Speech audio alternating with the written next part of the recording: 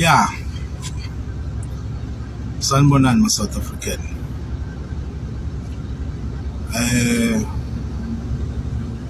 Sikule ndaba ye-truck driver.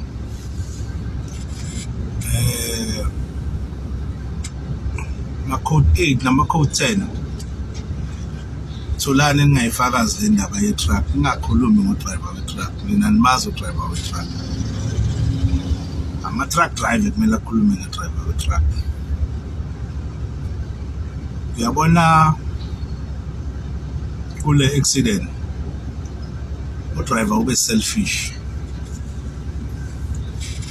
waveza ukukhohlakala kwakhe, waveza ubulima bakhe futhi at the same time, ngoba ngokuya komthetho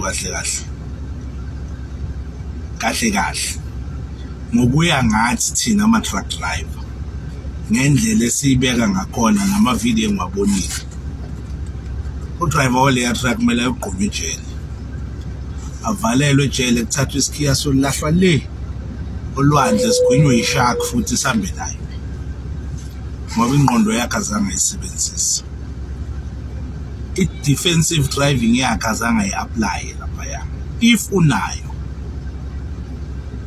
Yabona uma ngibona leya video, udriver bekana 90 to 95% yokuthi angaphuma kuleya nkinga leya kungayenzakalanga lutho, baxabane nje no-driver we-taxi, bathukane, adlule ngapha u-taxi driver, adlule naye aqhubeka ephambili, abantwana bavuke Monday bahambe baye esikolweni kube right, kungayenzakalanga lutho.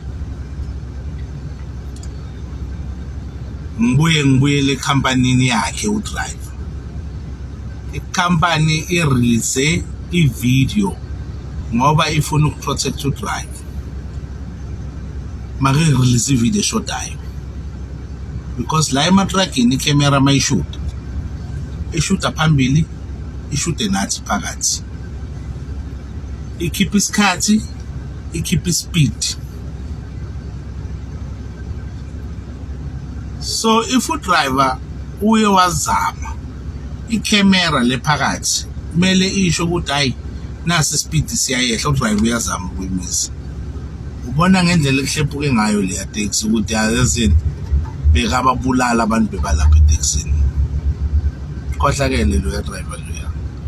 I wish nje ukuthi umthetho ungamthatha umgqome ejele, ungamkhiphi ayohlala khona impilo yakhe yonke. Subscribe to this channel.